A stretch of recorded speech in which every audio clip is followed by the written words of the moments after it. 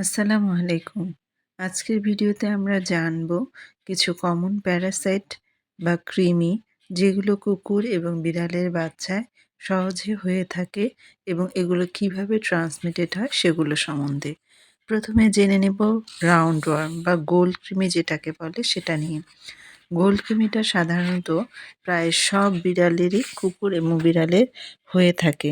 প্রায় ৩০% ডগ যেগুলোর বয়স ৬ মাসের মতো সেগুলো বা ৬ মাসের কম সেগুলোতে এই রাউন্ড ওয়ার্মটা হয় এবং যেগুলো বিড়াল দেখা যায় যে 25% বিড়ালের এই রাউন্ড ওয়ার্মটা হয়ে থাকে এবং এটা কুকুরের বাচ্চা এবং বিড়ালের বাচ্চার মধ্যে এটা জন্মের আগেই এই জিনিসটা এই কৃমিটা ট্রান্সমিটেড হয় জন্মের আগেই। বেশিরভাগ ক্ষেত্রে আরকি বলছি। সবসময় না, বেশিরভাগ ক্ষেত্রে জন্মের আগেই এই কৃমিটা ট্রান্সমিটেড হয় এবং যেই মাটা, যে কুকুরের মা বা কুকুরের বাচ্চার মা বা বিড়ালের বাচ্চার মাটা তাকে নার্সিং করছে, অনেক সময় তাদের মাধ্যমেও, তাদের মিল্কের মাধ্যমেও এই কৃমিটা বাচ্চাদের শরীরে ট্রান্সমিটেড হয়। সেটা কিভাবে? যে এটা যখন প্রেগনেন্ট বিড়ালের ক্ষেত্রে এই কৃমির যে লার্ভাটা থাকে সেটা অনেক সময় সুপ্ত অবস্থায় থাকে। যখন ডেলিভারি হয় ঠিক তার আগের দিক দিয়ে এটা অ্যাক্টিভ হয়ে যায় এবং পাপ্পিস বা কুকুরের বাচ্চা বা কিটেন যেগুলো বিড়ালের বাচ্চা সেগুলোতে ট্রান্সমিটেড হয়ে থাকে। আরেকটা আছে যেটা হুকওয়ার্ম। হুকওয়ার্মটা হচ্ছে এটার এক ধরনের নেমাটোড বলা হয় আরকি। এটাকে মেডিকেলের ভাষায় নেমাটোড বলা হয় হুকওয়ার্ম।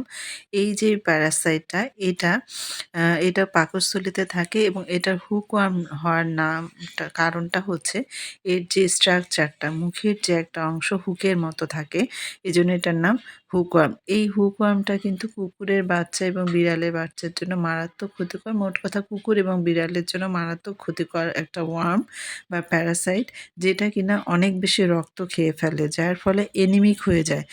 কুকুর এবং বিড়ালের বাচ্চাটা অ্যানিমিক হয়ে যায়। এটাও যে মিল্কের মাধ্যমে জন্মের পূর্বে মিল্ক বা ইনফেক্টেড ফুড মানে কোনো ফুডের মধ্যে এটা ট্রান্সমিটেড ছিল, সেই ফুডটা একটা বাচ্চা খেয়েছে, সেইভাবে এটা ট্রান্সমিটেড হয়।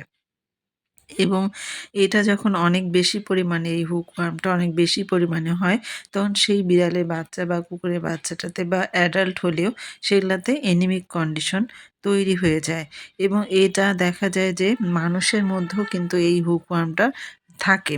মানুষের মাধ্যম থেকেও এটা ট্রান্সমিটেড হতে পারে। আরেকটা আছে যে ট্যাপওয়ার্ম। ট্যাপওয়ার্মটা কুকুর, বিড়াল ২ টার ক্ষেত্রেই হয়।